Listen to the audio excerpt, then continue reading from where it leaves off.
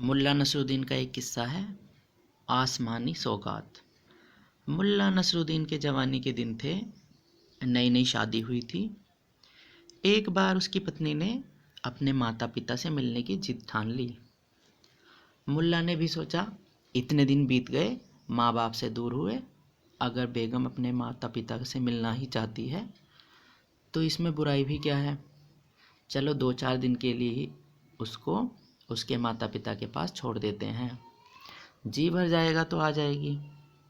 ऐसा सोचकर मुल्ला नसरुद्दीन अपने बेगम को ससुराल पहुंचाने चला गया। जब वह अपनी बेगम को ससुराल पहुंचाकर वापस लौटने लगा, तब साले व ससुर दोनों ने ही उसे रात को ससुराल में ही रुक जाने को कहा। ससुराल के लोग मुल्ला नसरुद्दीन को समझाने लगे, देखो बेटा, यहाँ से तुम्हारे घर जाने के रास्ते में खतरे ही खतरे हैं। 2 कोस का जंगल है और 1 फरलांग का कब्रिस्तान। ये दोनों तुम्हारे घर की राह में हैं। जंगल में चोर डाकू छिपे रहते हैं और राहगीरों से लूटपाट करते हैं। कब्रिस्तान उसके आसपास का इलाका नशेड़ियों का अड्डा है। नशेड़ियों के उत्पात से वहाँ बराबर कोई न कोई हादसा होता ही रहता है। मगर इस तरह के हादसों के खौफ से मुल्ला नसरुद्दीन अपना इरादा बदल ले, ऐसा कभी हो नहीं सकता था। मुल्ला नसरुद्दीन ने अपने ससुराल वालों को समझाया, चोर डाकू या नशेड़ियों से डरने की ज़रूरत नहीं।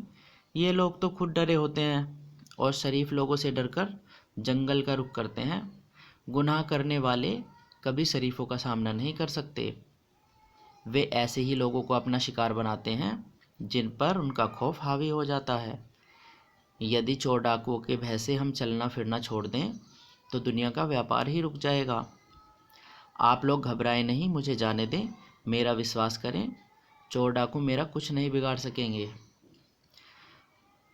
बहुत कहने के बाद भी जब मुल्ला नसरुद्दीन ससुराल में रुकने को तैयार नहीं हुआ, तब भारी मन से ससुराल वालों ने उसे जाने की इजाज़त दे दी।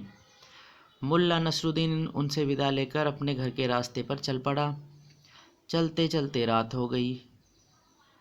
जब वह जंगल के पास पहुंचा, तब मध्य रात्रि का समय था।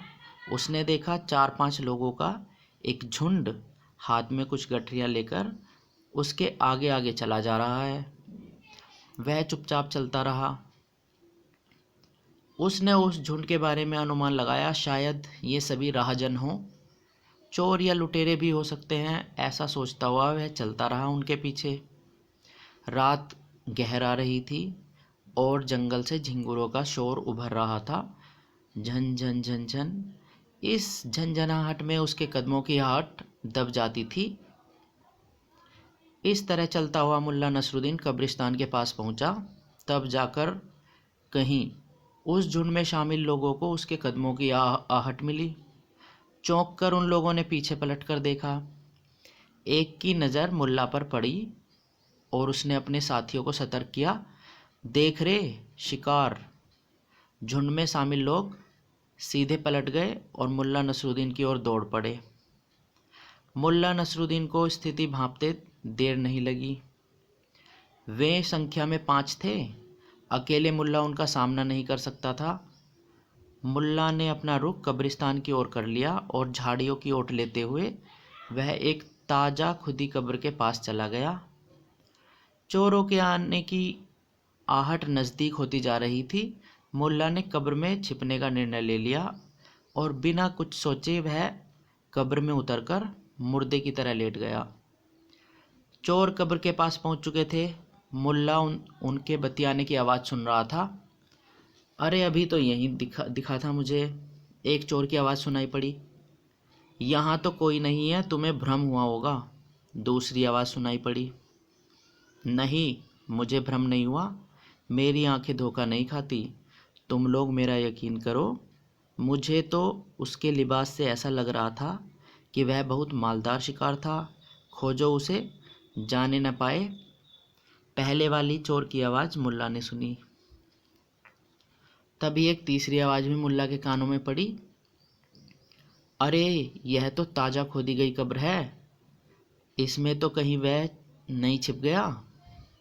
मुल्ला ने सोचा कि लो, अब तो पकड़े गए, मगर उसने हौसला बनाए रखा, देखे अब क्या होता है। छिटकती चांदनी में उसने देखा 5 लोग कब्र के भीतर झांक रहे हैं।